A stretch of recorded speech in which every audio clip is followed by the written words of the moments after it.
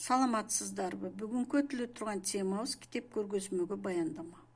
Китеп көргөзмөгө баяндама берүүдө биз ооз-2 баяндаманы өткөрөбүз. ооз-2 баяндаманын өзү эки түрү бар. Тематикалык эмес. Тематикалык баяндама бир темага арналган китептер жөнүндө айтылат. Китепканачы конкреттүү бир китеп жөнүндө гана айтпастан, бардык тема боюнча маалымат берип кетет. Баяндама актуалдуу темаларга түзүлүшү мүмкүн.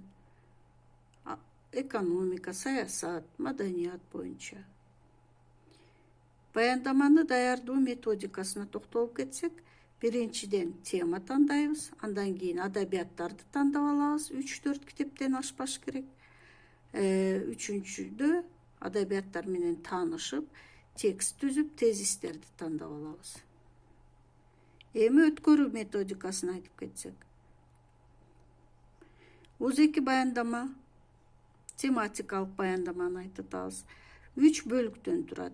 Биринчи кириш сөз, экинчиси китептерге мүнөздөмө берилет, үчүнчүдө жыйынтыктоо сөз айтылат.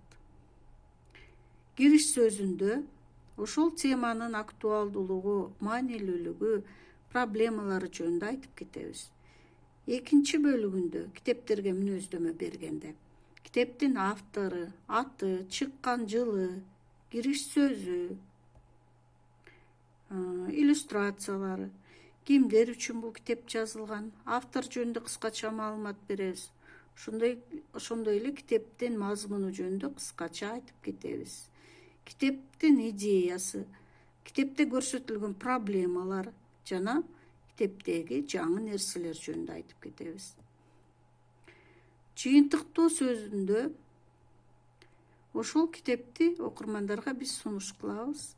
Китепке жазылган рецензиялар жөнүндө айтып кетебиз.